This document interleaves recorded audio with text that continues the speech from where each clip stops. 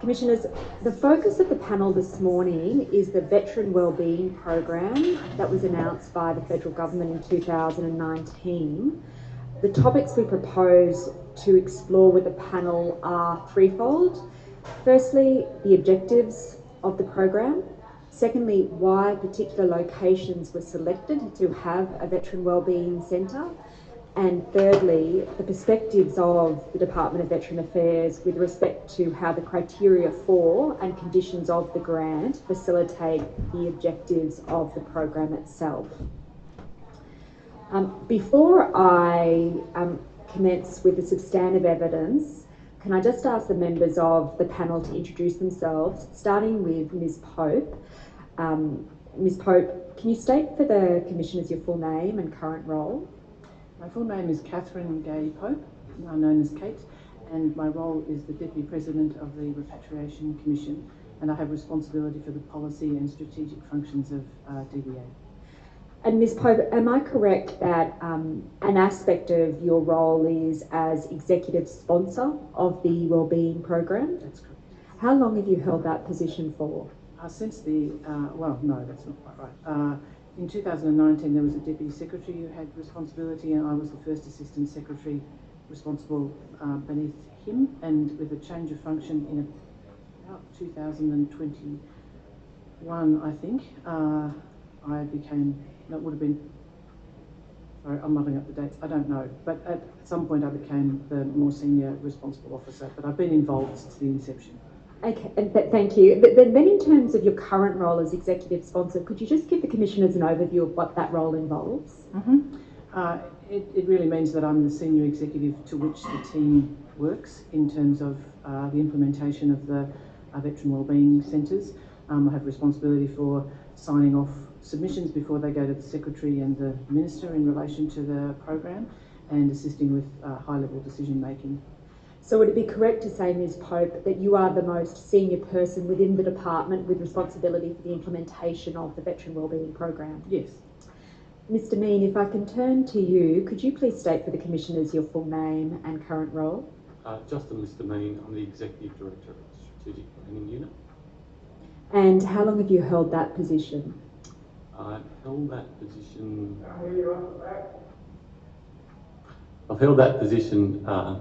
since February of 2019. And am I correct that an aspect of your responsibility with respect to the Veteran Wellbeing Program is as implementation lead? That's correct. And how long have you held that particular portfolio of responsibility? Since the inception of the program. And can you please give the Commissioners a brief overview of your responsibilities with respect to the program under that role? So I manage the team day to day and ensure that they're delivering on what we need to deliver on. I chair panels, or assessment panels for selection, and I sign off milestones achieved under the contract. So in terms of, so would it be correct to say then, in terms of selection processes, you're there talking about selection processes in terms of applications for grants of That's funding correct. under the program? Yes. And then in terms of milestones, are you there talking about overseeing the implementation of grant agreements? That's correct. Okay. Now, if I can just turn to ask about the program proper, am I correct that the Veteran Wellbeing Centre program was announced on about 24 April 2019? Correct. And that was just prior to the federal election in May of 2019? That's right. And is it correct to characterise that announcement as essentially an election commitment? That's correct.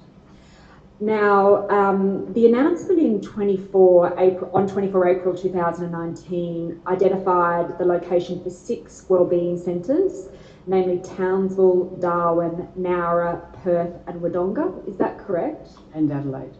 And Adelaide. To your knowledge, was the Department of Veteran Affairs consulted before the initiative was announced? No. To your knowledge, was any research or studies undertaken to provide data in relation to the establishment of those centres? Not to our knowledge, no. To your knowledge, why did the federal government choose those particular locations for funding for veteran wellbeing centres? We're not aware. Now, am I correct that the Veteran Wellbeing Centre program forms part of the department's 2020 to 2023 Veteran Mental Health and Wellbeing Strategy and National Action Plan? Yes, it does. When was that plan released? I think in 2020, but I'm not 100% sure. I can't remember. I'm sorry. But it was shortly after the Veteran Wellbeing Program initiative was announced. Well, it had certainly been announced because it was mentioned in the document. So of course, yes. yes. Operator, can you please display document DVA.5007.0001.0011 at .0044? So I'm just going to take you to, this is obviously the National Action Plan, and am I correct that this part of the plan that's displayed identifies the priorities of the current strategy and how they're intended to be implemented? That's correct, yes. And is it correct to say that the objectives of these centres are to provide coordinated, innovative and flexible models of service delivery to reach as many veterans and their families as possible? Yes. Is that the main current program or mechanism through which the department seeks to connect veterans and their families with ex-service organisations?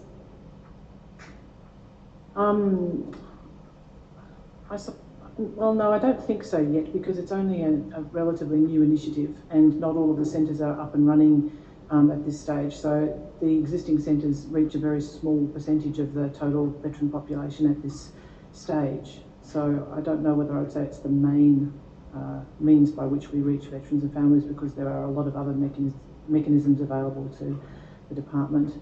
And it's not the intention that it's the mechanism for DVA to reach veterans and families, but more to connect the community to one another. So, are there any other current initiatives by the department to facilitate that end? Well, for example, we have veteran service officers on 56 bases around Australia, either full-time or part-time or by visits. That are another way of reaching out to veterans and their families as they go through the transition process. That's just one example, but there are lots of other means by which DVA connects with their clients through our offices, through our phone systems, through our van offices and so on. So there's a whole range of ways we work with veterans and their families. Could you give me an example of just one program in the community, so not in the transition phase, in the community post-transition, by which the department seeks to facilitate connection between veterans and their families and ESOs? And the ESOs, the connection between veterans, families and the ESOs is largely the responsibility of the ESOs themselves, rather than DVA engineering or managing that process of connection. But am I correct that this particular program does seek to facilitate that as an objective? In the sense that it provides the premises from which ESOs can operate, work together and connect with veterans and their families, yes. And then that is directed as well to the objective as stated here about providing, amongst other matter, coordinated support and access to community and volunteer services. Yes. So would it be correct to say that once this program is up and running, it'll be a fundamental plank of the department facilitating that connection between veterans and their families and ESOs? Yes, I think that's a fair way to say that's what the program aspires to be, yes. Now, you are no doubt aware that there are many ex-service organisations in Australia. Does the department have any criteria for recognition of an ex-service organisation? For example, a definition of what are the essential characteristics of such an organisation? I don't think there's a definition, and as I think you're aware, this is a very busy space. There are a very large number of ex-service organisations operating in Australia to support veterans and their families. There are a group of well-established organisations that are part of what we call the ex-service organisation roundtable, which meets on a regular basis with the senior executive of the department, including the secretary and usually the minister of the day at the time as well. And that's a way of facilitating connection and understanding the way that the So that's essentially a peak forum for particular yes. organisations. It's part of our national consultative framework. Yep.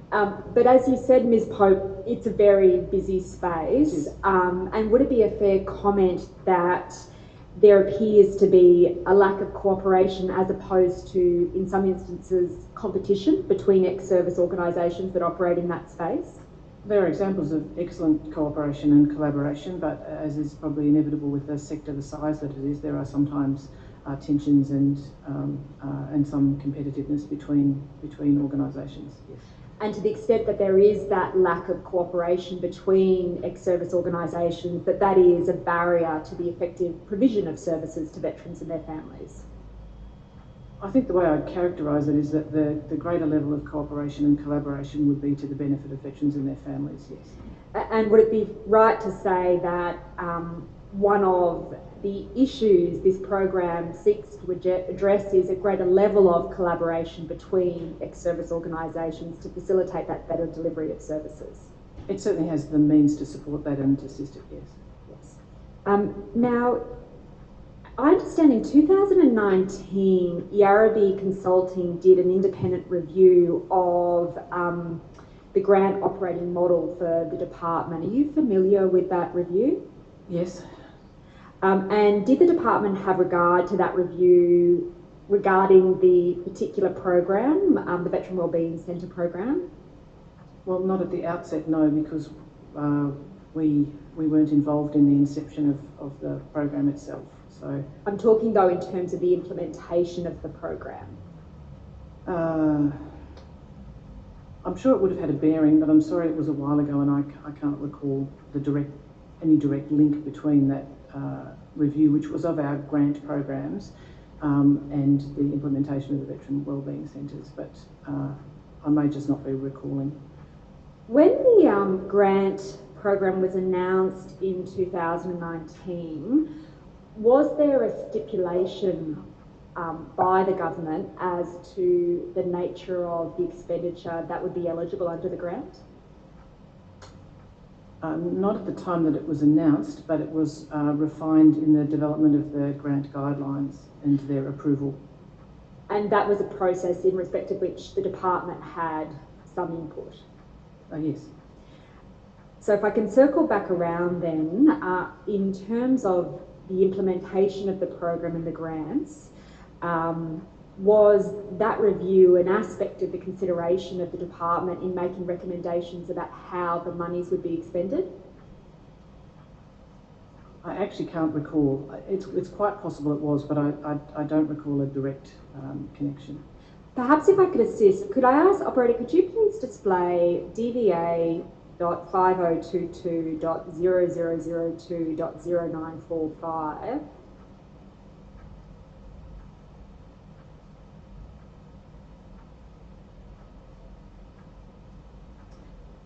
Ms. Pope, as you'll see, this is a ministerial submission in relation to the appropriate consideration prior to the budget process rather, for the program.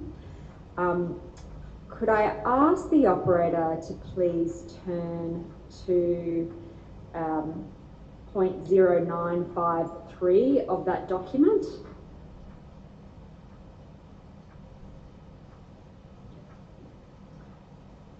Correct me if I'm wrong about this, but I understand that this is an attachment to the ministerial submission that is directed to outlining for the Minister options for consideration in terms of how the program will be implemented in terms of the funding. No, I'm sorry, it isn't. The submission refers to the Veteran Wellbeing Grants Program, and it was a separate grants program being proposed. It's not about the wellbeing centres. Okay. It was a grants program that was proposed, and the submission is about advice to the Minister about that proposed grants program. It's separate to the Veteran Wellbeing Centre program. So if we could go back, if the operator could please go back to .0945. So the first recommendation there is that you advise of the Veteran Wellbeing Grants Program funding option that you wish to explore for development in the 2021 budget proposal.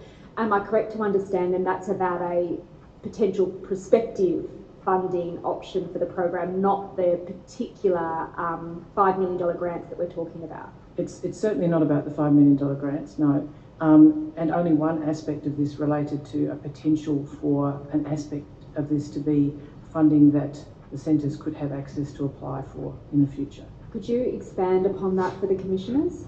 It's one of the recommendations there. I think I can't see it on the screen at the moment, but there was a recognition that there might be a need for further, I don't know if it's even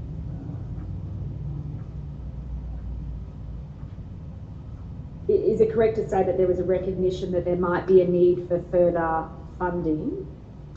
I actually think that was actually subsequent to this submission, but there was the view that it might be desirable to have a grants program that the centres could apply for in the future to fund programs that they might want to deliver through the centres. So a future funding program for service delivery explicitly?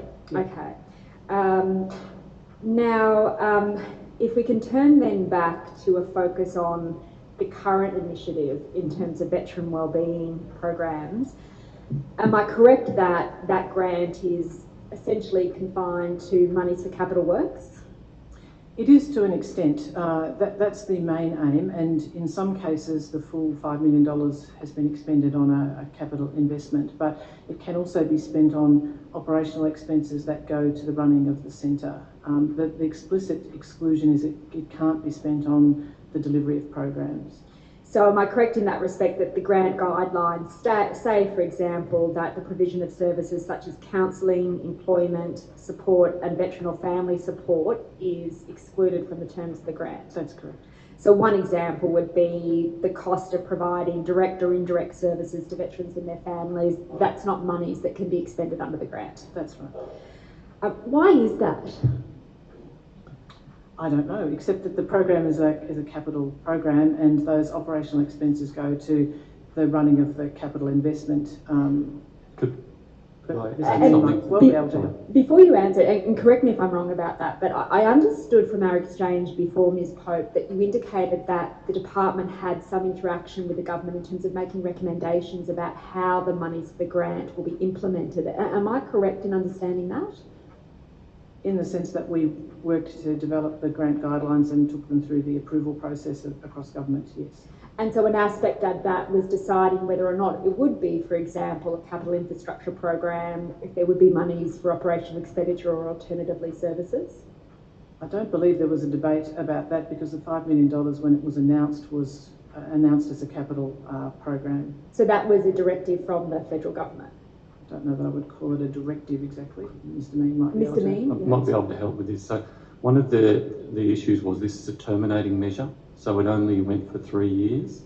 So to spend money on operational beyond 3 years was not possible because there's no money beyond 3 years. And the setting up of the centres would take several years, so the chance to use it on operational funding would be very limited under those constraints of the program as approved by government. Can you just expand for me and explain to the commissioners why the 3-year term of the program is an inhibitor for there being monies for the delivery of services as opposed to capital works? So beyond that 3-year period, there's no funding in the program, so therefore there's no funding to spend on anything, including operational measures.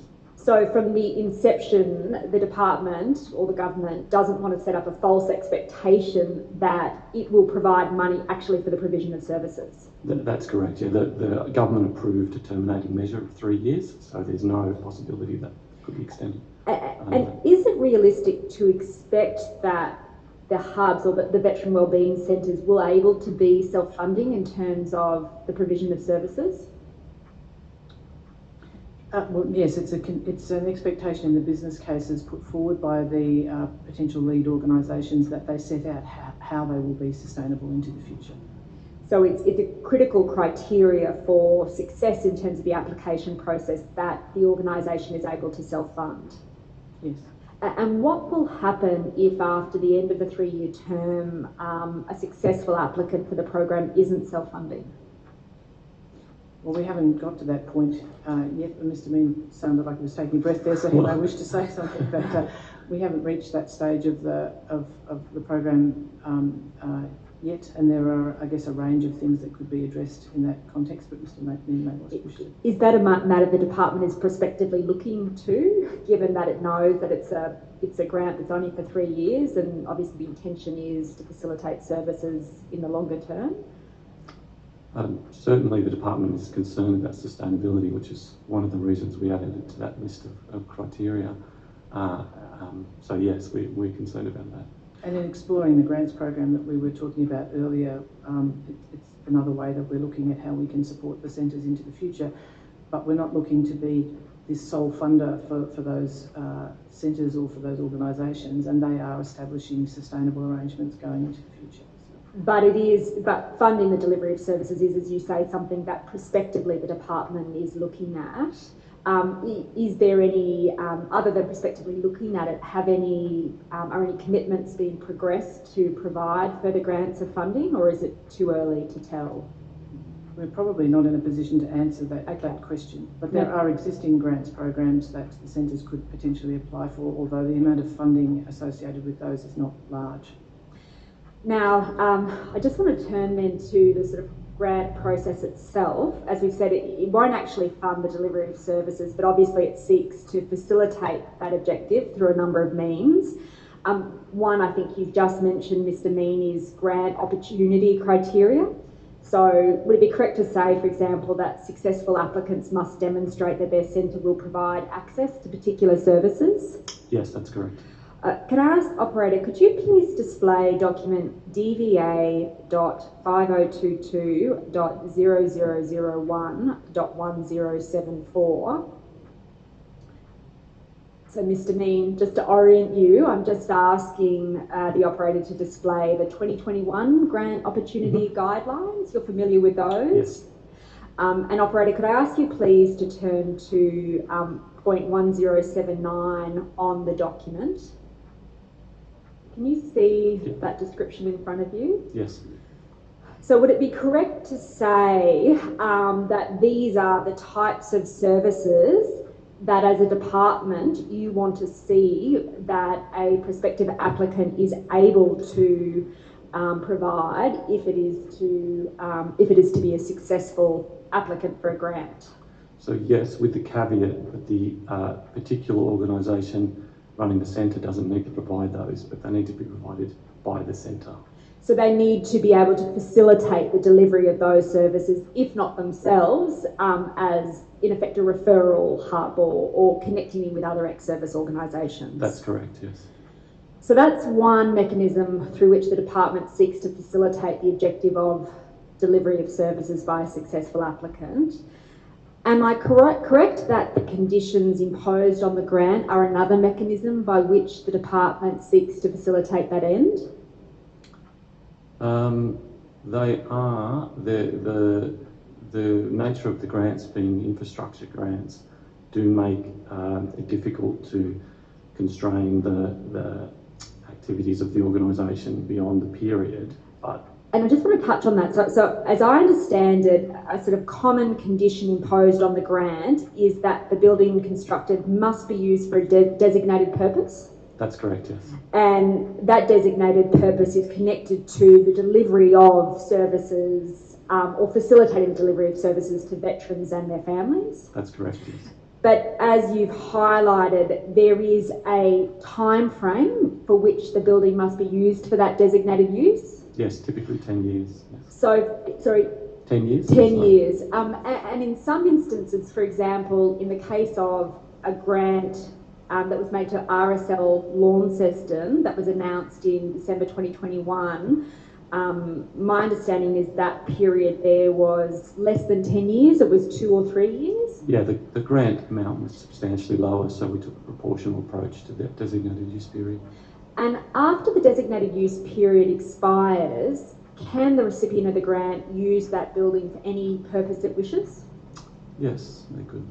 So there's no condition of the grant that it continue to use it for the provision of services or facilitating the provision of services to veterans and their families? That's correct. Does the department obtain any proprietary interest in capital infrastructure that is constructed as part of the grant? The Commonwealth could. In this instance, we have not. You have not, okay. Now, am I correct that another aspect of how the department seeks to oversee the delivery of services by successful recipients are what are called utilisation reports? Reports from the centres on the utilisation of that centre, yes. So a report of that character is directed to getting data on the extent to which services offered through a particular centre are being taken up by veterans or their families. That's correct, but that serves multiple purposes as well as the Commonwealth connecting data. It serves purposes for the centres themselves and their communication. Can you expand upon that? So early in the program, the centres were really keen to make sure there was a strong evidence base. It's something that they talked about and asked us to essentially help them with. And so having a utilisation report is an opportunity to do several things. It's allowed the centres to have a conversation, the Commonwealth to facilitate a conversation between centres about the meaning of different words, so there's a common usage. So for example, what is considered a client of a centre, in terms of recording that. And if you can get a commonality of understanding of what a client is, and if a centre in one part of the country is recording a certain number of clients accessing a service, and a centre in another part is recording a different number of clients, they are able to then compare with each other on a like-for-like basis. So it's allowing a standardisation of data in relation to the uptake of services by people who come to particular veteran wellbeing centres. That's correct, yeah. Now, you touched on that comment, you touched on that issue just before, Mr. Nina, of evidence-based provision of services. Can I ask, in that respect, beyond utilisation reports, designated purpose conditions, does the department evaluate the actual services that are being facilitated by a prospective wellbeing centre as part of its application process?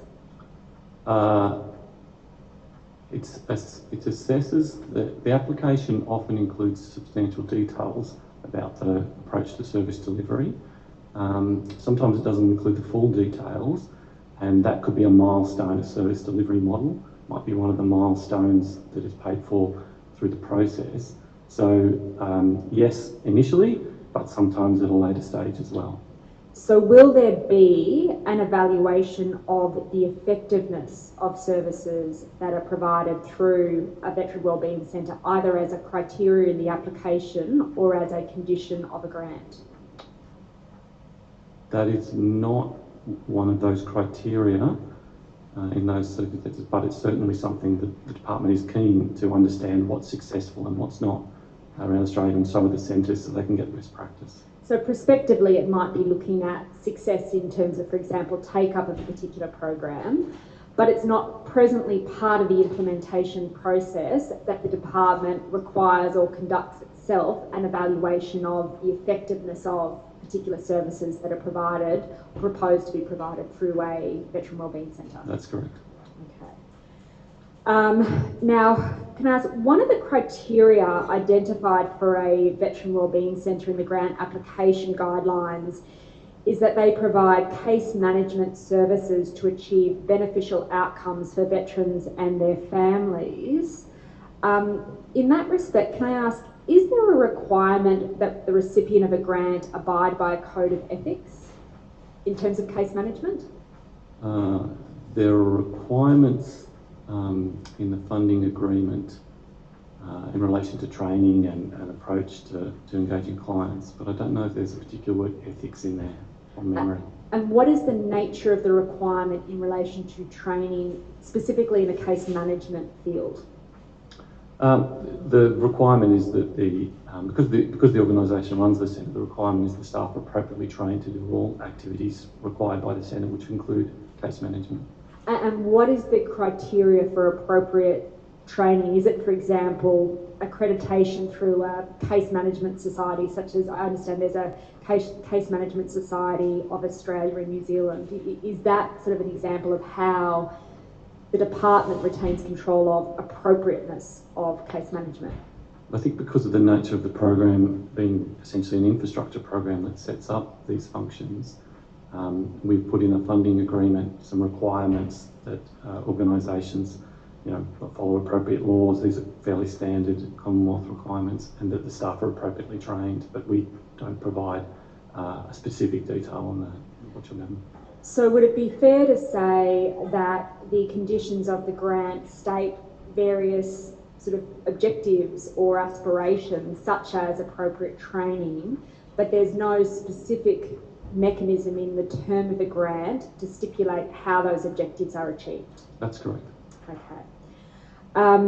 Now, as I understand it, one of the objectives of the program is to achieve greater integration of government and non-government support for the wellbeing of veterans and their families. Are there any specific terms of the grant that are directed to achieving that objective? Apart from the criteria we're looking at on the screen, which would often require organisations to engage with a wide range of other organisations, no, there's not. So would it be fair to say that it falls into that category of sort of a broadly stated objective or aspiration, but not something in respect of which there are specific stipulations about how it's achieved? So if I could just give you one example. Yep. The terms of a grant wouldn't require not-for-profit organisations with which the Wellbeing Centre interacts to have a role in the governance of the organisation, the lead organisation. That's correct. Okay. Now, I just want to turn to the process, if I could, of selecting a grant recipient for the Veteran Wellbeing Centre.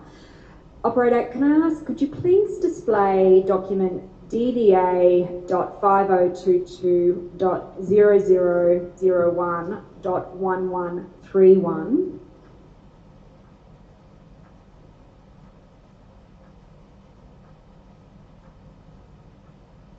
Now, Ms. Pope, am I correct that this is a ministerial submission that was made in July 2019 that's really directed to enabling the commencement of the implementation of the Wellbeing program? Yes, that's correct.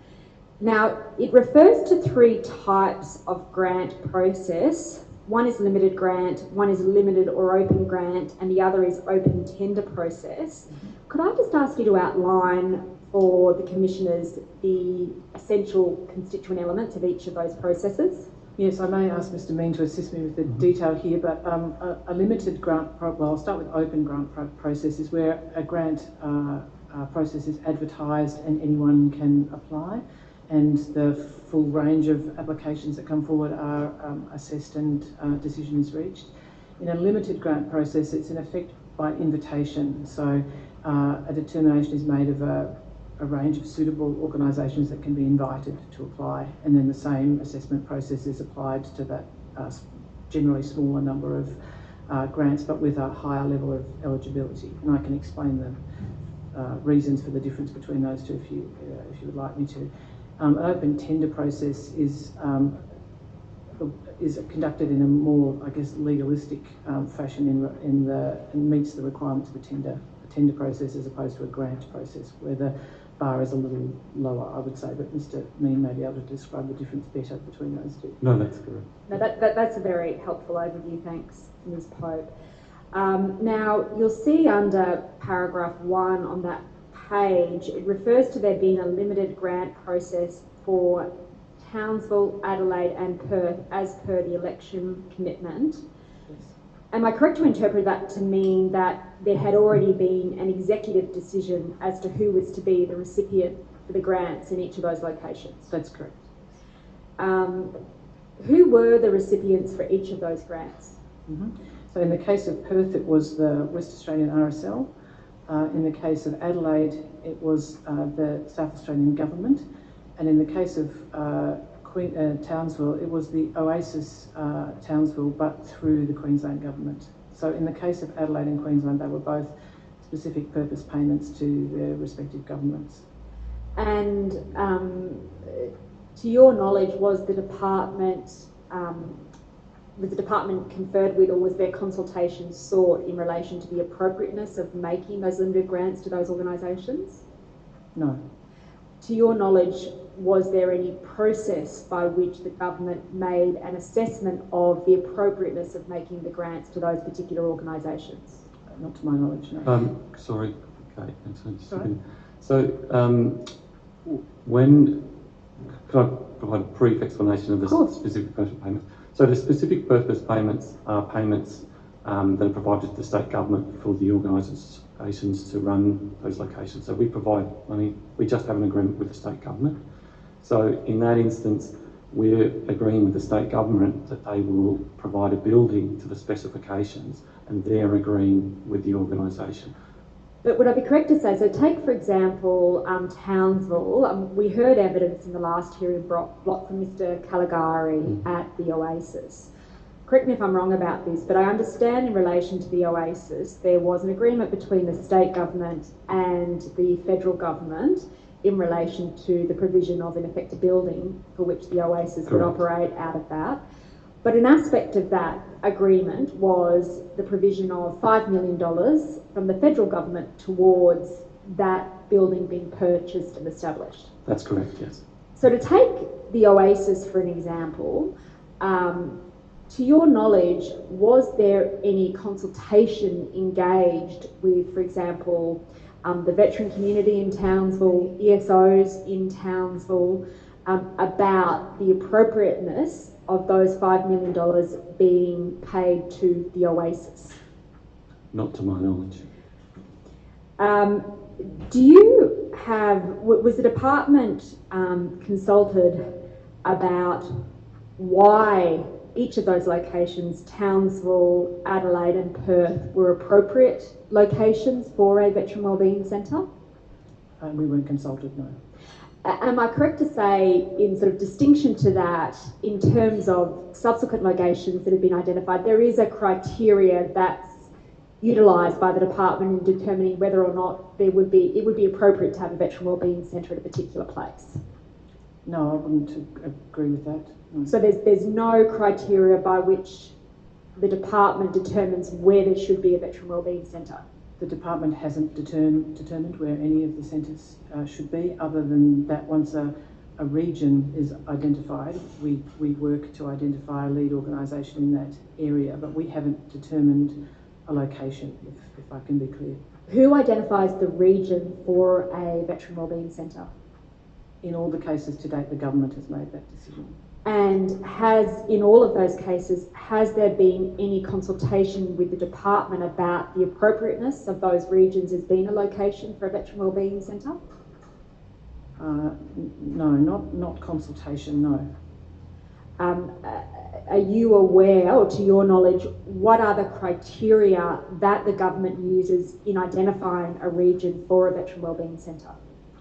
We're not aware of the criteria. Okay.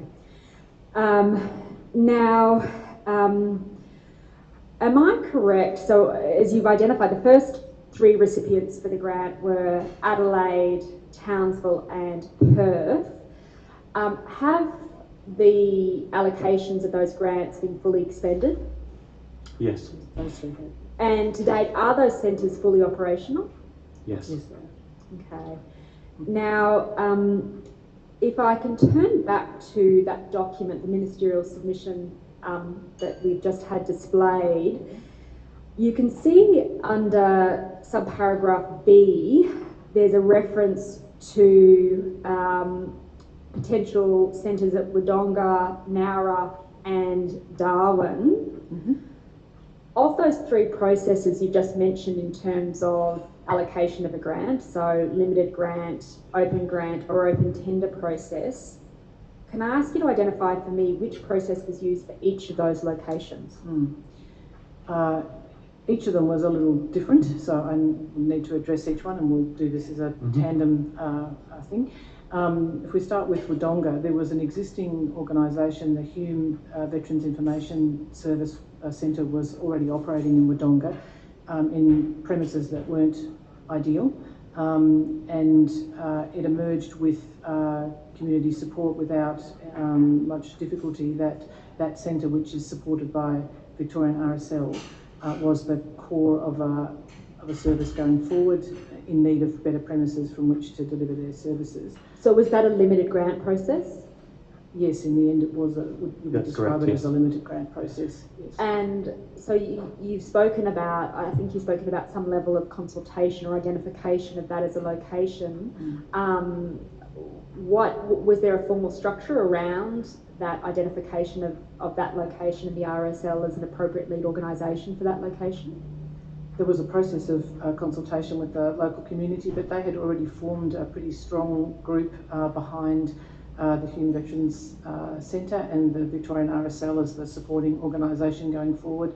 The Victorian RSL was prepared to stand behind the sustainability funding for the centre going forward into the future, and the community coalesced behind that organisation. Can I just unpack that concept with you of community?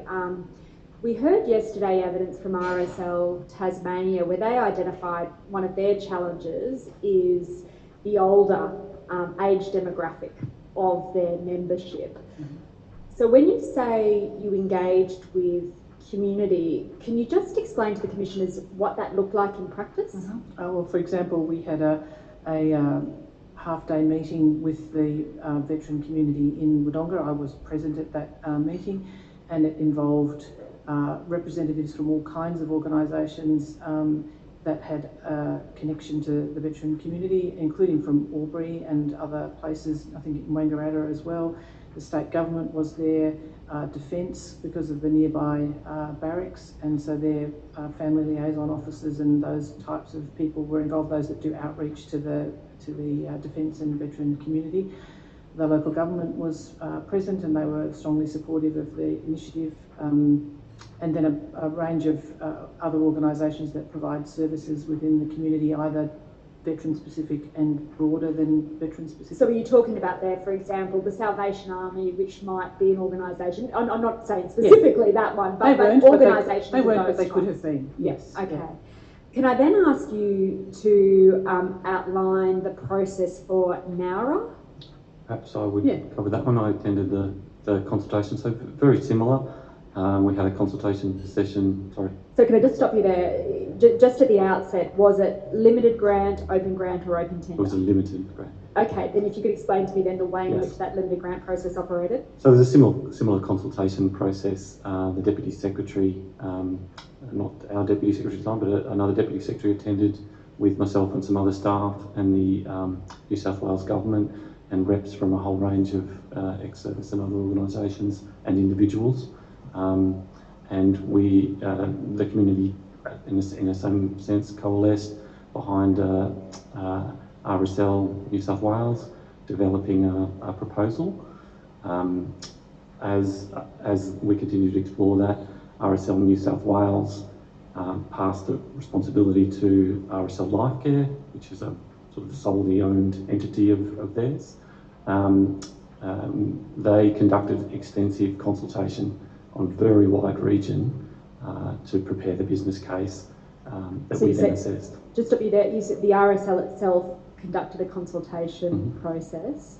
Again, I just raised that issue in terms of, we've heard themes of evidence both about the average age of members of RSL organisations, but also separately about challenges RSL face in terms of engaging with a younger veteran demographic. Is that something that the department takes into account in terms of identifying who these lead organisations are? Yeah, a critical part of the assessment process is considering the engagement of the business case as part of the limited tender, is to say what engagement that the organisation has had with the community, and are they able to understand and address the needs of that community. And so can you give me, I'm not asking you to sort of give me insight into the merits of a specific proposal, but in terms of that issue that I've raised about a lack of engagement between RSLs and younger veterans, how do you objectively assess that? Do you just take what's said in the business case, or is there an objective process to test that? I might be able to assist with that one. In many cases, the RSLs, well, the two that we're talking about here, are also connected into other ESOs that more typically represent younger veterans. For example, Soldier On, they have an arm called Mates for Mates, which is also probably has a younger demographic. And so we would be looking to see that there's a wide range of organisations engaged and supporting the proposal going forward. And we know, there's a range of organisations that focus more on younger veterans. So in terms of that example you've just given me, Ms. Pope, are you talking there about, for example, a proposal that the RSL will engage with particular ESOs that attract a younger demographic of veterans as part of their business case? I don't think we've set it out quite like that, but we would certainly be looking to see that they have a wide range of engagements and that there is that broad community support. And when I say broad community, I mean from the full sort of demographic spread. I mean, there are other organisations like the War Widows Guild that have a very specific representation, Legacy, other agencies like those, and we would look to see, as I said, that wide representation and an expectation that the lead organisation would seek to collaborate and work closely with a full range of organisations. So you've identified that as an expectation. Are there any stipulations in the grant to ensure that occurs? For example, that some of those organisations that have a reach to a younger veteran community have a seat on the board of the RSL. Are there any formal conditions that are imposed in the grant to ensure that objective is achieved? Not that I'm aware of. Not today, no. Okay. Now, can I just then turn finally to Darwin and the process that was used there, just starting with the nature of the process in terms of those three options we've talked about? Mr. Bean has a closer knowledge of that one. So in this instance, it was a limited tender process, but there was a step before that process. The Deputy Commissioner in the Northern Territory set up a liaison group of ESOs representing a broad spectrum of organisations in the Northern Territory, or in Darwin specifically. And that group helped us to do some initial consultation directly with veterans and their families in the Darwin region. After we did that consultation, we had a feel for the sorts of things that the community was looking for in that region, and then we sought organisations who were interested in applying for a grant, and we actually had 2 organisations come forward in that instance. And yes. Sorry, can I just stop you there? Do you think there's any disadvantage? So we've spoken about limited grant and open grant processes, and in the case of the Northern Territory, you've identified there is a limited grant process, but through an affected body that the Northern Territory government sort of directed you to. That's not quite right. Have I misstated that? No, well, please correct me, Ms. Hope. DVA encouraged or led the engagement process to find out from the community what they were looking for. It wasn't the Northern Territory government, just to be clear, although they were involved and supportive of the process. Do you think there are any disadvantages to using that approach you've just described as opposed to an open grant process, just in terms of the rigour of the grant selection process? I think I'd answer it, the other way around. There are some advantages to the limited process, and I can go back to the start of your question in sort of reverse. The issue is what we're trying to do is build consensus and collaboration and avoid a competitive situation, especially in small communities where what you really want is strong support for an organisation going forward.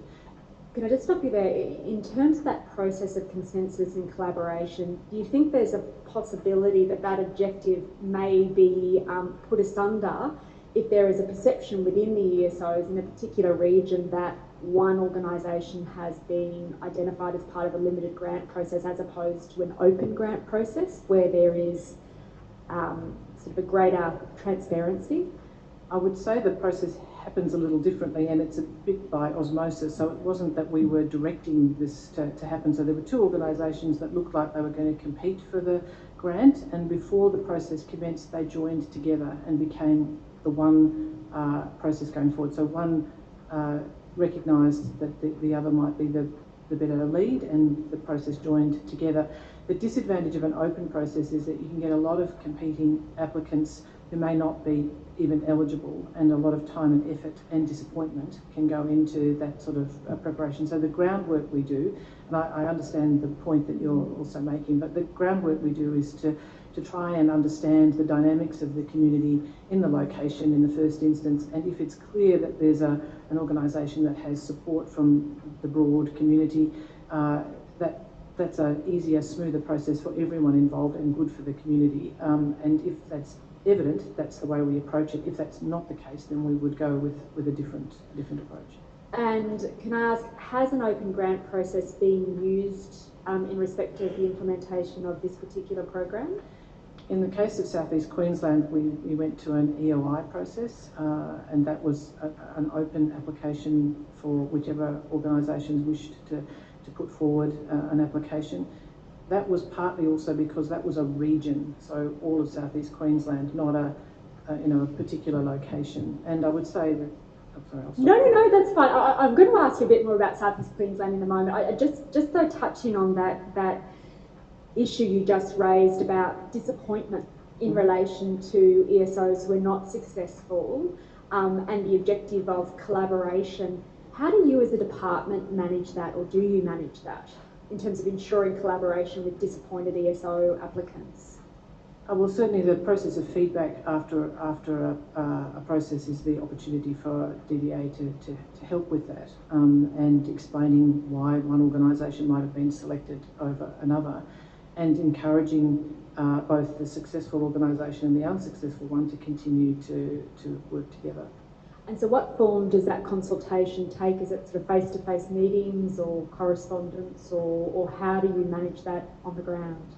In the COVID environment, it's video conference or telephone, generally speaking, but there's a written element to it, of course, as well for the formal part of the process. But the discussion about feedback is, we've only actually had to do it in one instance so far, and Mr. Mean undertook that process himself. So. And was that in the South East Queensland? That's correct. Well, I will come to South East Queensland now then. When was funding announced for centres in South East Queensland? So the funding for both Tasmania and South East Queensland was announced, I'm going to get the date wrong probably, but the May 2021 budget.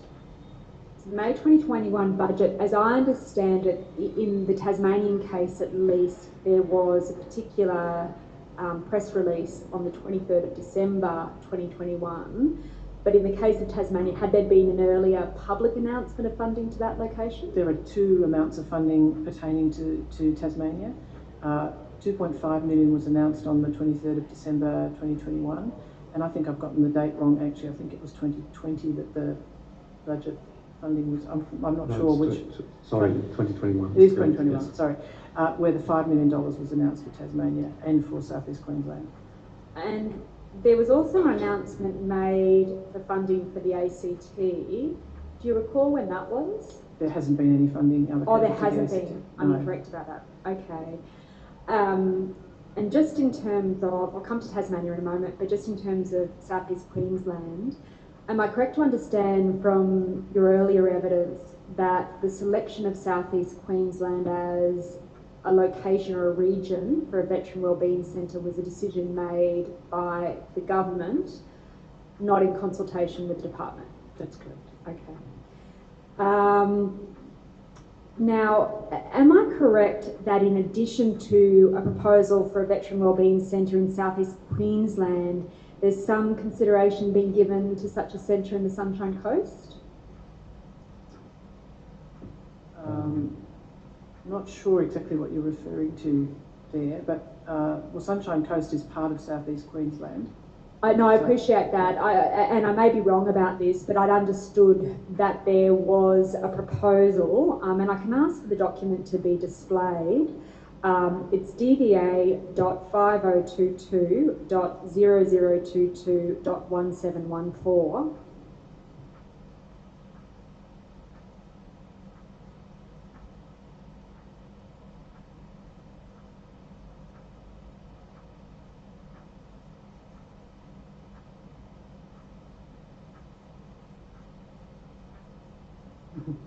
You just bear with me while that comes up. So you can see there that there's reference to potential locations, one being, excuse me, South East Queensland, the other being the Sunshine Coast region. Would I be right to understand, do you know, is this a department document? Yes, it is. Could you explain to me what the nature of this document is? Yes. These are in relation to commitments made prior to and around the time of the most recent election in 2022. So both the then government and the then opposition made commitments in relation to future centres.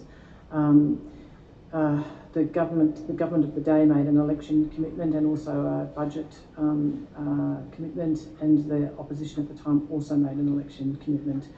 And this document was part of sorting through the proposals that were made in the light of the outcome of the 2022 election and confirmation of locations going forward. So would it be fair to say, Ms. Pope, that in terms of the implementation of this program, it's very much been a government-directed process? That is, the prospective or the government of the day identifies where those centres will be located? That's largely been the experience to date, yes. And at least in the case of Perth, Adelaide and Townsville, it is the government of the day who identifies who will be the recipient or who will be the lead organisation for that grant? Yes, that's right. And the role of the department has been to try and fit those executive decisions within a model such as one you've described here of what might be the actual needs that will be met by a centre in those locations. That was a longish question. Sorry, it is a long question. Of a straightforward answer to that. But let me put it this way. So you've identified in relation to this document was a document by which you as a department, as I understand it, tried to fit commitments announced by both the then opposition and government about where there would be a veteran wellbeing centre within an analysis of what actually were the needs of the veterans in those particular communities? Not quite. I think what I would characterise this document is looking at the various locations that had been mentioned or announced in either election commitments or other contexts, and working out which ones might have the best foundation for going forward if decisions were to be made to choose between them, because there were in the end then a lot of potential locations in play. And when you say the best foundations, what are the department's criteria for those foundations? I wouldn't put it as strongly as criteria, but the sort of things we were looking at were the presence of defence bases or other defence facilities, the concentration of DBA clients in those areas, and we did subsequently have access to the first releases of data from the census to look at the presence and concentration of veterans in those locations, and then also where there were the presence of strong and well-established ex-service organisations that might be a potential lead organisation. I'd say I wouldn't call them criteria, but they were the sorts of things we were looking at. So you're looking, for example, in relation to a particular location about whether or not there is a concentrated veteran population there and if there are any service gaps? We didn't go as far as looking at service gaps, but looking at whether there was a concentration of veteran population, yes. Okay. If I can turn then to the implementation of the Veteran Wellbeing Program in Tasmania. Mm-hmm. So as I understand it, you've identified that there have been numerous funding announcements, but if I can just focus on the $5 million funding announcement, that was made in about May of 2020. I'm forgetting the date. It's 2021. 2021. So it was made in 2021. Are you aware that in about 2020, the federal and state government jointly commissioned the University of Tasmania to undertake a feasibility study in relation to Tasmanian veteran wellbeing? Yes. So did that predate or post-date the announcement of funding for Tasmania? It predated it. So the ministers were in discussions about Tasmania at the end of 2019 and into 2020 announced the feasibility study in June 2020 and the department conducted a process to identify a suitable organisation to produce the feasibility study in concert with the Tasmanian government. So it was a jointly funded proposal, and the University of Tasmania was contracted to do that work in September 2020. And you said there was discussion between the ministers. We've obviously heard evidence from Minister Barnett earlier this week. Are you talking there about discussions between the then Federal Minister and Minister Barnett? Yes, between Minister Chester and Minister Barnett, yes. Can I ask why? Obviously we've heard about other regions where there was just a decision made to identify a particular region as a location for a veteran wellbeing hub. Why was it different for Tasmania? I don't know. The decision was made between the ministers that a feasibility study would be initiated. Okay. And am I correct that feasibility study was complete in about February 2021? April 2021. April 2021. But the results of that study were not released until 23 December 2021. That's correct. Now, Minister Barnett gave evidence earlier this week that it was a federal government decision to delay the release of the report. Are you able to comment on that? Yes, that's true.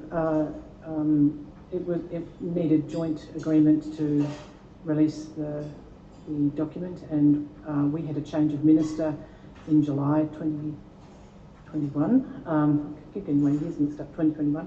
And the new minister needed to be afforded the opportunity to consider the direction of the program and make his own decisions about that, and the decision was made in December and announced on the 23rd.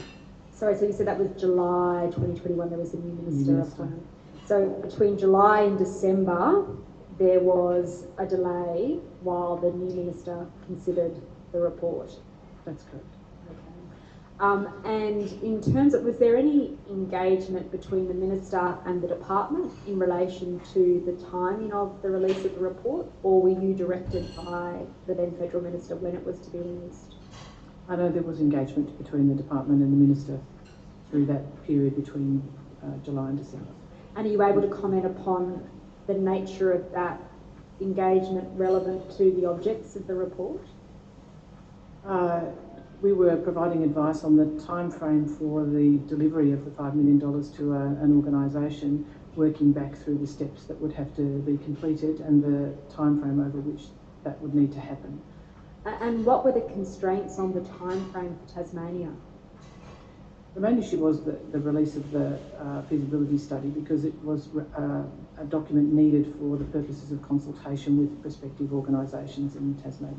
So you appreciate that that sounds a little circular in that the delay of the report delayed the allocation of the funding, but as I understand you've just said, the allocation of the funding was the reason for the delay of the report, or have I misunderstood that?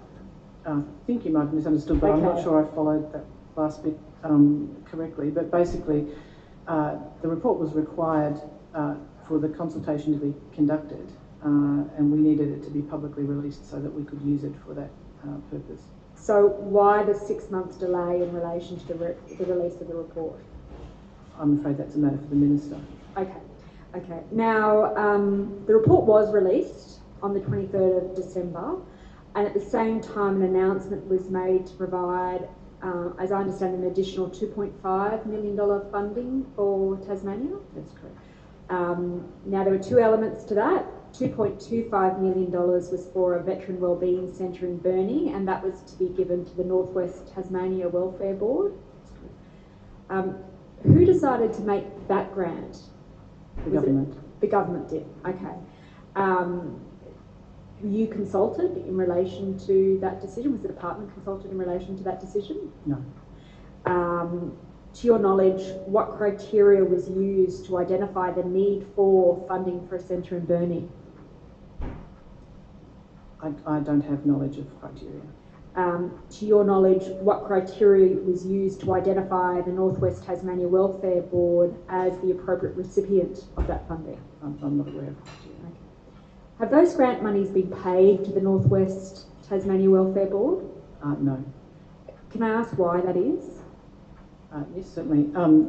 There's a limited grant process in play, as we've described elsewhere. So while the organisation was identified, we need to go through a process of requesting and receiving a business case for the receipt of the funding, and we're in that process at the moment.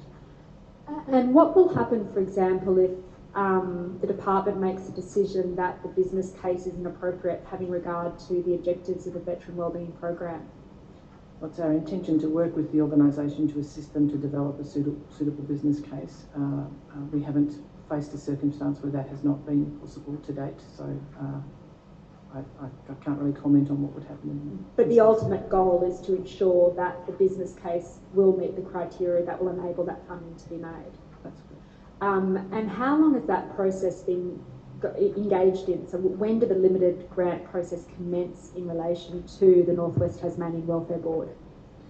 It's been impacted by the federal election to an extent. So we conducted consultations in Tasmania in relation to the $5 million on the 16th, 17th and 23rd of March this year.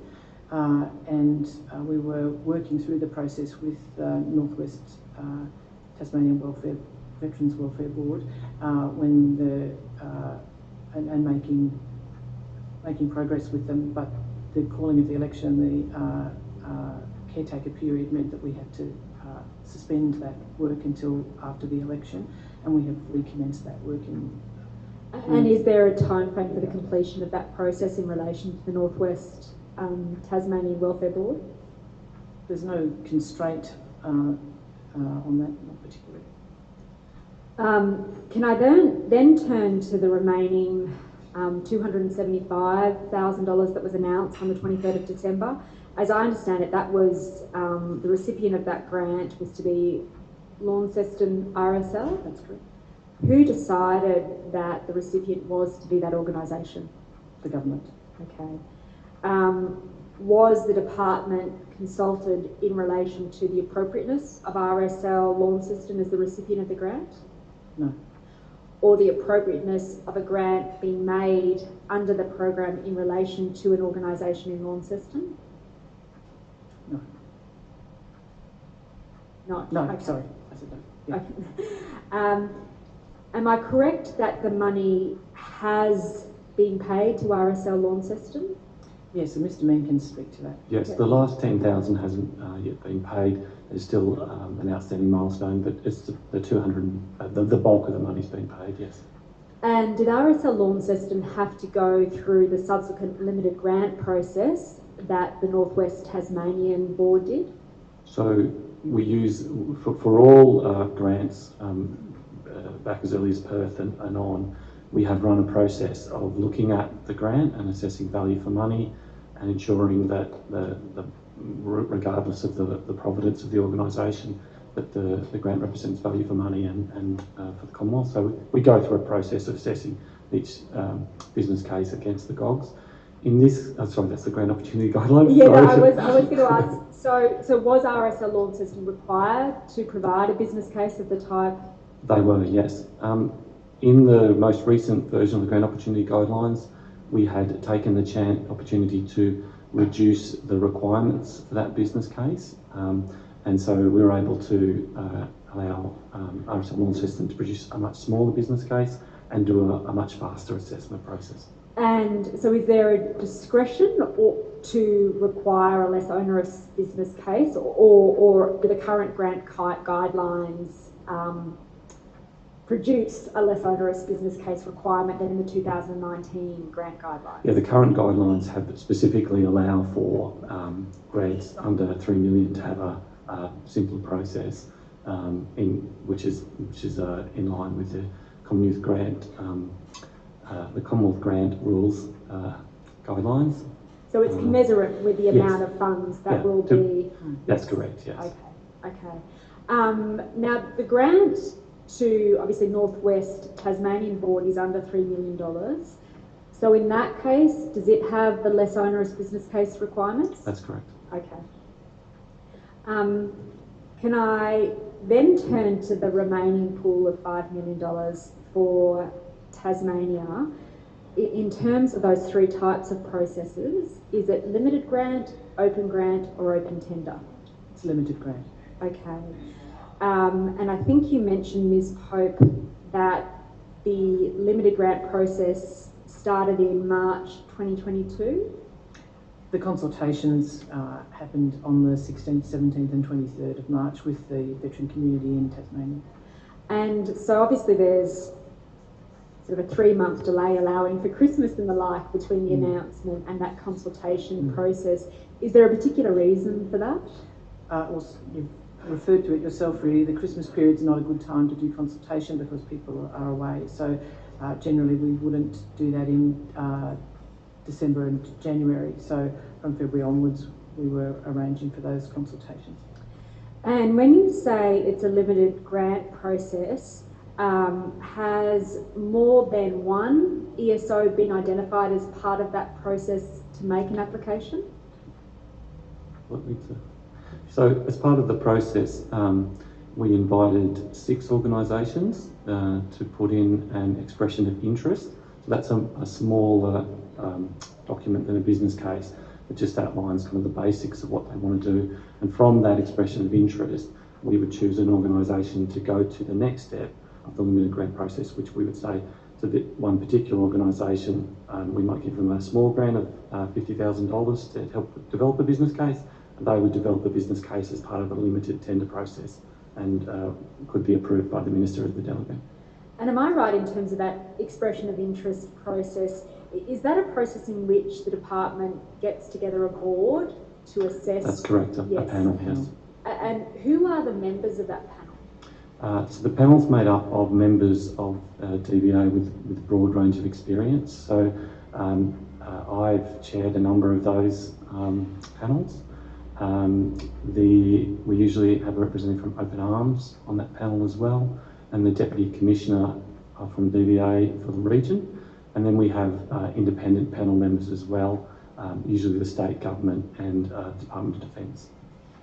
Now, we heard evidence from one of the applicants for that process, RSL Tasmania, and they identified that there was a consultation in March, and then the date for the making of the expression of interest was about a month later in April. One of the observations made by RSL Tasmania is that there is no engagement from the department subsequent to making that expression of interest. Would you care to comment on the benefits or downsides of that engagement as part of your assessment process? So the issue that we had in this process is that caretaker, the election was called and caretaker limited our opportunity to progress that grant. However, in all of the panel arrangements, the panel members, if there's information that's not provided in the process, are free to organise to reach out as a group to that organisation and get some feedback and some clarification, including having that organisation present to them. So it's not necessarily that process hasn't occurred, it may or may not be needed and hasn't occurred yet. And in your experience, I mean, this process, you've talked about the EOI process with the assessment panel. How many regions had that particular process occurred with since the program was announced in 2019? So there were 3 EOIs commenced, but in the Northern Territory, as we discussed earlier, the 2 organisations, one of the organisations stepped aside and said the other organisation would take the lead. So we started an EOI, but we didn't complete it. In the other 2 locations, South East Queensland and Tasmania. And so in terms of South East Queensland, for example, as part of that process, was there any reach out from the assessment board to particular organisations that put in a expression of interest? Yeah, some of the leading organisations were asked to present to the panel to provide further information. So it's something that has happened in practice. Yeah. Sorry.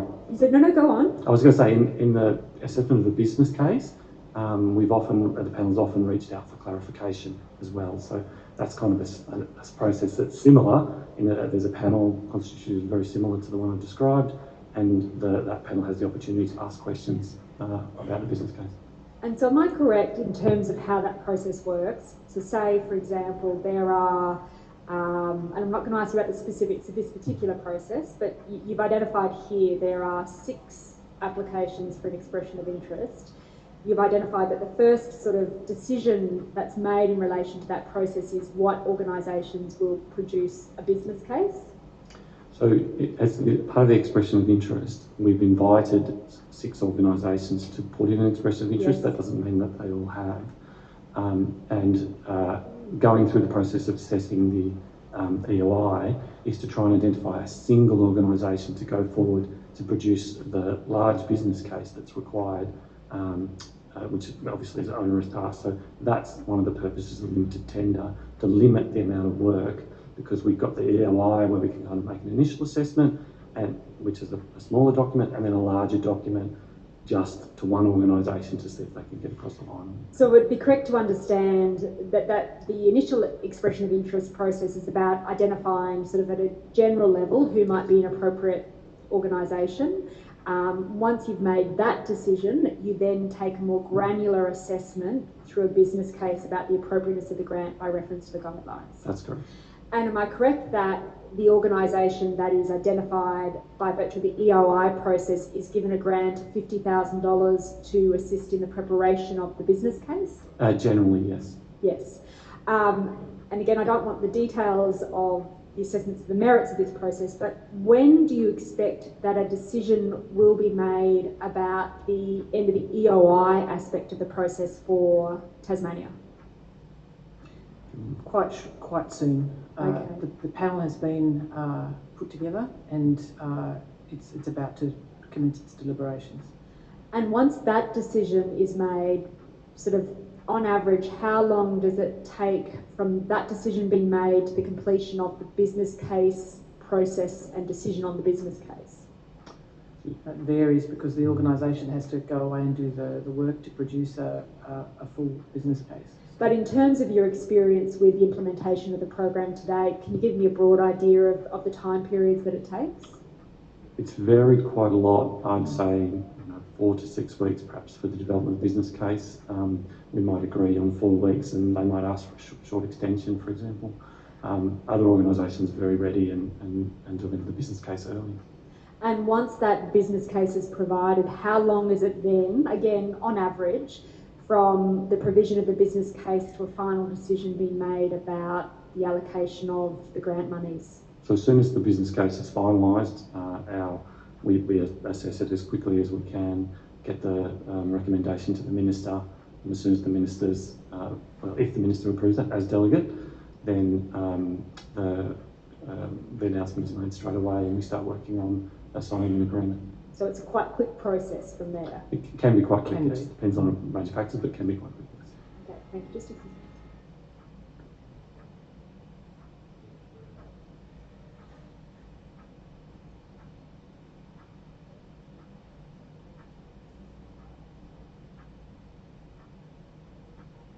Can I just ask you, sort of in closing, you've identified that this is a capital works program, but there is at least a thought process being engaged in by the department about the need for funding for service delivery as part of veteran wellbeing. Can I ask each of you what your view is about the key barriers to success of the veteran wellbeing program in terms of its objective of service delivery to veterans and their families? First? Yeah.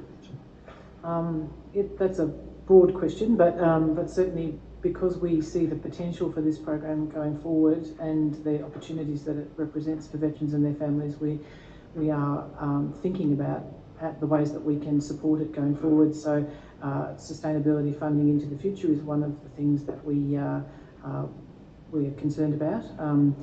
Notwithstanding that the organisations make those commitments, it's prudent for us to be thinking about that as well. So, and the submission around the grants program that you showed earlier is part of our consideration about that. That also fits with the advocacy we get from the community around funding for all sorts of programs going forward, and alongside other grants programs that I mentioned before that we run. So sustainability is one of the challenges. I guess coverage is another. At the moment there are 3 fully operating centres and 3 operating from temporary premises. Australia's a very big country. So, you know, what makes a fully connected network? Because it's a capital works program as described, and I think you've correctly recognised that we've gone a bit further than a straightforward capital grants program, in the sense that we've tried to help the centres form a network, and so the formation of a network is something that we think is important, and that the centres work together, that they share best practice and so on. So that collaboration and cooperation is really important to us too. And can I just touch on that matter you talked about in terms of sustainability of funding? Would you agree that the need for these hubs to be self-funding or the current need for these hubs to be self-funding is a risk factor in terms of their longevity? No, I wouldn't, because the cases that they've put forward have been well documented and well argued. They are strong, established ex-service organisations so far that are responsible for the management of those centres going forward, and they certainly, in the case of, for example, Victoria and RSL, have been around for a long time and have extensive both real estate and other infrastructure available to them to support the delivery of the programs, and a lot of experience in doing it. So it's something we're paying attention to. I don't think it's certainly not a current risk, but it's something that we'll be keeping an eye on over the years of the program as the centres develop. And in terms of keeping an eye on that issue of developing a self-funding base, is that a matter in respect to which the lead organisations for whom grants have been made have reporting obligations? No. Okay. And we've talked about some of the other reporting obligations in terms of utilisation of services. Are there any other key reporting obligations directed to the objectives of the centre? And I'm talking there about the delivery of services to veterans in their community. No, in the sense that this, as we've been discussing, is a capital works program, but we are working with the centres around reporting, but it's voluntary, and they are very keen to collaborate with one another and with DVA for the good of the program going forward. But if you're asking whether we can compel them to report or to provide data or so on and so on, no, that's not the nature of the program. So it's reliant on the willingness of the lead organisation to engage with the department in relation to those matters? Yes. Yes. And equally, obviously, the department has an objective to facilitate that, but it also requires the exercise of a discretion on the part of the department to determine to seek to engage with those lead organisations. Yes, I suppose technically we could wash our hands of the circumstance, but that's not how we're approaching it. Thank you, Ms Pope. Mr Ming, I have no further questions. Thank you, Commissioners. Thank you, Commissioner Brown. Thank you.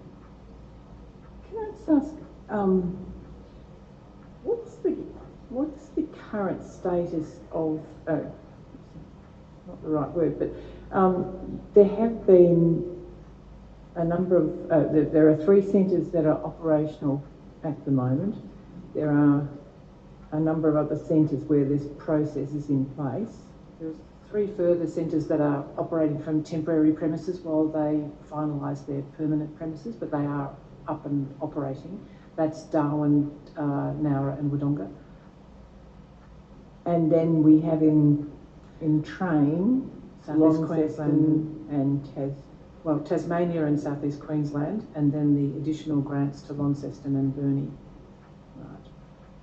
And as I understand it, there were additional election commitments, which was that list that you had. That list is a complicated list of both previous government and current government, but the current government made a commitment to 10 centres, which included Tasmania and South East Queensland, and identified 8 other locations that they intend to establish centres in. So that takes us to 18, is that right? 16. Including Burnie and Launceston, it would be 18, but 16 otherwise. Yeah. 16. 16 in the formal part of the program, Bernie and Launceston being slightly different but being incorporated into the program, yes. So and I appreciate that a lot of this has been government kind of led rather than departmental, but has the department provided any view about what might be a desirable number of veteran wellbeing centres? No. Do you think that would be something that might be worth doing, actually looking, because you spoke about looking at, with that list, about the census data and various criteria that might help inform whether or not a location is suitable. You know, would it be worthwhile the department actually considering what might be an optimal number or a reasonable number? Yeah, I'm sorry, the way I answered your question was whether we had provided that advice or not. Yes. Yes, I think because of the way it's evolved, there hasn't been the opportunity to conceive of it, I guess, as in terms of coverage, and it's been incrementally added to, but it's certainly of interest to us now that we're getting to the number of potential locations being as many as 16 or 18, that we could certainly undertake analysis with the benefit of the census data in particular, which has only been available to us for a couple of months, not even that, 6 weeks, to look at are there any particular gaps, are there populations of veterans where there isn't a centre and so on. But I think it's pretty hard to pick a number and say this would be the right number. For example, in relation to Tasmania, the recommendations out of the feasibility study were a sort of dispersed model with multiple sort of service points rather than one centre in one location. That was based on the propensity of people in Tasmania to travel to access services, and that's something that would need to be considered, I would say, in other locations as well, because Townsville's a long way from Brisbane, for example. So there's that.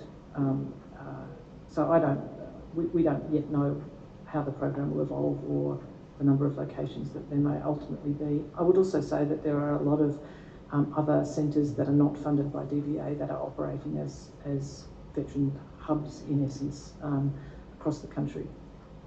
How many of those would there be? Quite a few. Of varying sizes. Various sizes, supported by various organisations. For example, Victorian RSL has established what they call hubs in Frankston and Warrnambool in Victoria. There's a centre in Adelaide called the Jamie Larkham Centre that operates in a sort of hub sense. Quite a few of the RSLs already do, RSL Queensland in Brisbane, for example. So there's a lot of them around the country. Okay. So in terms of the centres that are being established through government, do you, and I know you touched on this a little bit, but I'm just a bit unclear in terms of evaluation, what actually is being considered in terms of evaluating individual centres, and then perhaps also about models, because they're not necessarily the same model. No, they're not the same, and deliberately not the same, as I know you're already aware, because we want the centres to respond to local circumstances and to test and trial what might work in their local region. We facilitate a collaborative forum between the centres, and that helps them to share best practice, to learn about DVA and defence services. So we have people come along and present to that. It's a virtual forum to help them identify additional services, to see what other centres are doing, to learn what's worked and what hasn't. We have commissioned an evaluation framework, and the desire for that came up in consultation with the lead organisations and their interest in, as Mr. Mean described earlier, having some consistency and comparability between what they're delivering and how they're delivering it, the data that they might collect, and their willingness to share some of that data with DVA, but that's still being worked through at the moment. But in the sense of DVA developing an evaluation program to impose on the centres, that's not what this is.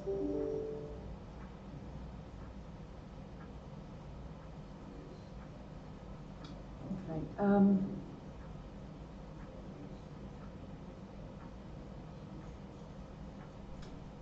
My final question, I think, just in terms of the objective of the centres is to facilitate that kind of connection between veterans, their families and their communities.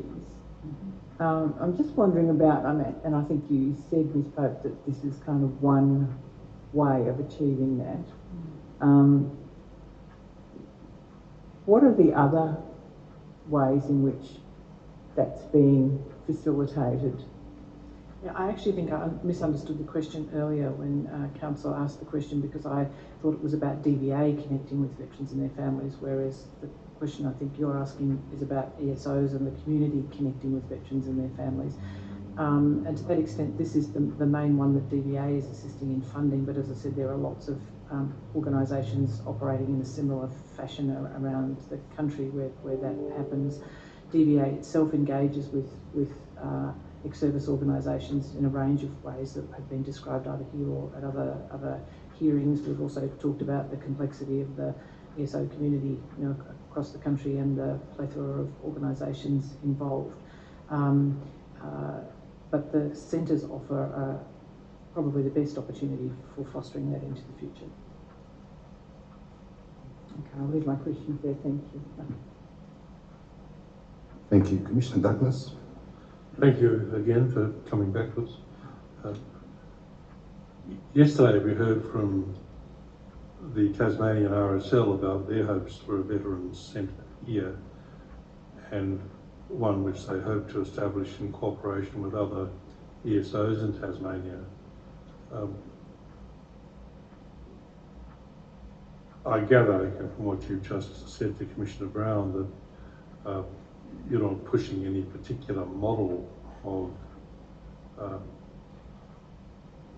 hub in any particular place, but do you have any policy in favour of trying to foster cooperation between ESOs? We're certainly supportive of consortium approaches to the delivery of a centre, as we've described, and the business cases require the organisations to set out how they will engage with the community widely, and so we're certainly very interested in how they set out and propose to do that. And through our involvement in consultations and discussions, it becomes pretty clear how well or otherwise an organisation is engaging with its fellow organisations and working together in the sense of collaboration and cooperation. So we're certainly looking for that.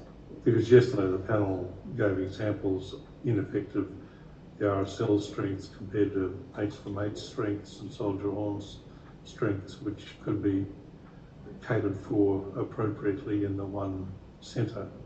It seemed to be persuasive anyway. I prefer not to comment on that, given that the process is ongoing. But from my point of view, it just seems to be something overall that would be desirable to get more cooperation amongst ESOs.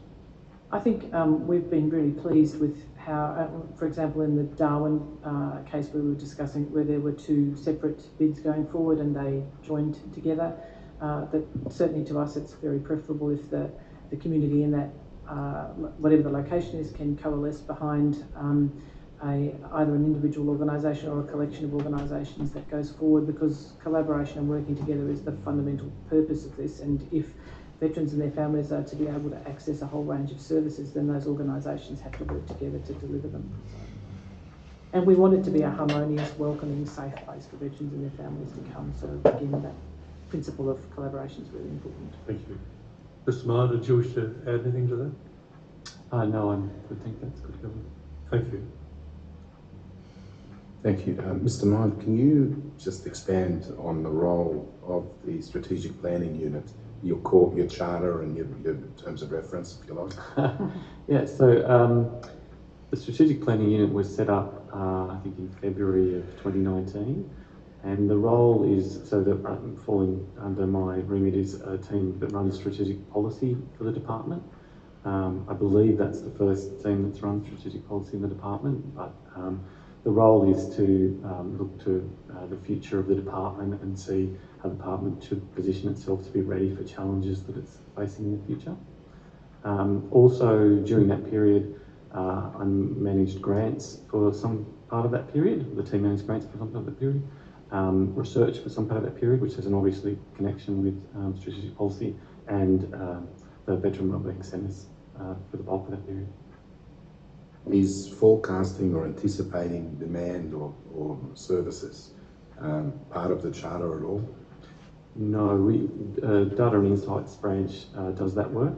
We work with Data and Insights branch to understand what they've got and think about it, but no, they do the forecasting work primarily. Thank you. Ms. Pope, just in relation to the ESORT, the group that comes together, we have heard evidence about it previously on a number of occasions, and please forgive me if my memory is not the best.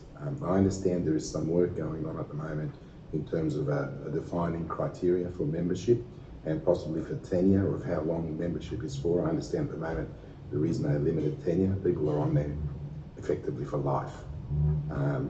Can you just let us know where that's at, if there is a work going on in that space? I'm sorry, I'm actually not aware of work going on in that space, but there could be, but I'm not directly responsible for it, so I'm sorry, I don't really know. No problem. Are you able to take that on notice and perhaps the department can get back to us on that issue?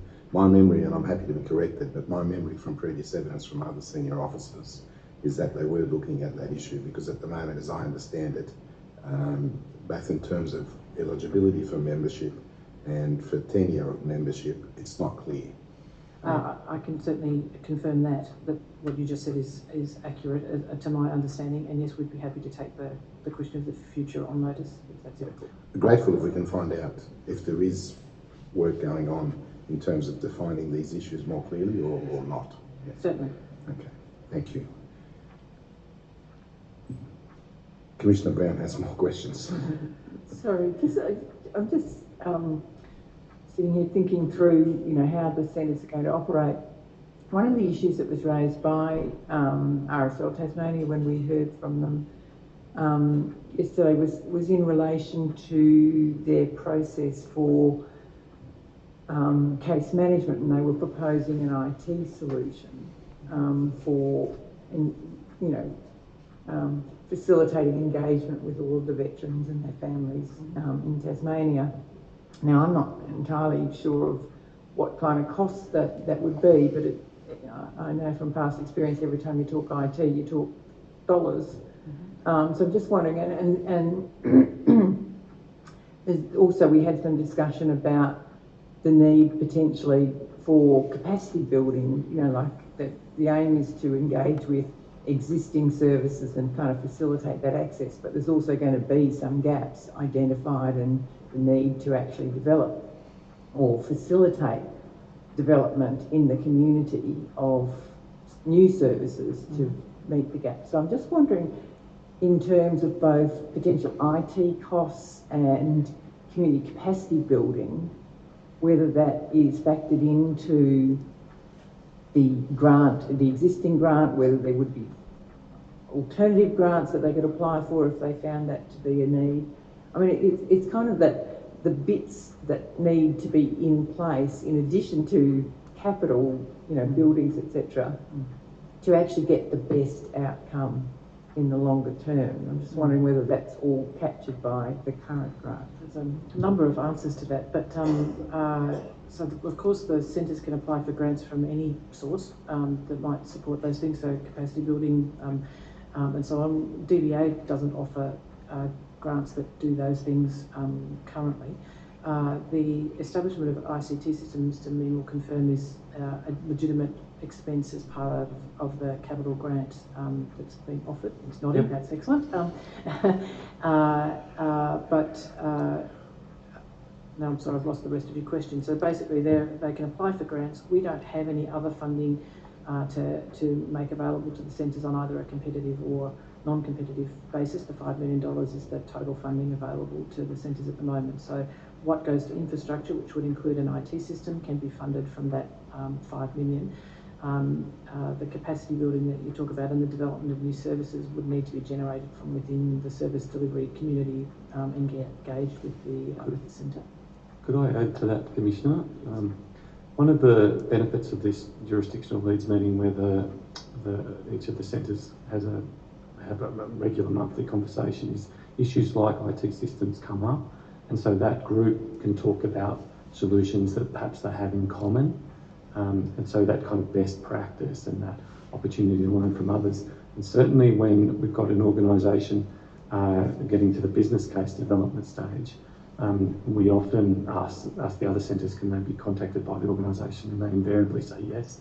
We provide those details, the centre reaches out to get a greater understanding of the opportunities and approaches that they can take to, in a practical sense. So I think that kind of community of veteran wellbeing centres is a very useful tool for kind of emerging centres and to learn from each other. So. Thank you. Mr. Free, welcome back. Any questions? Thank you, Commissioner. No questions.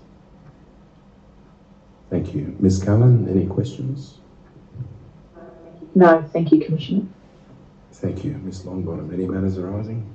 No, thank you, Commissioner. May the witnesses be excused. Yes, you're excused from his summons to appear, and thank you again for your evidence. Ms. Pope, we're appreciating how many times we've called you back, and I can't promise it'll be the last time. But, I'm getting a little used to being a frequent flyer, but it's a pleasure to appear. Thank you. Thank you. If there's no other issues, we'll adjourn for lunch. I understand we're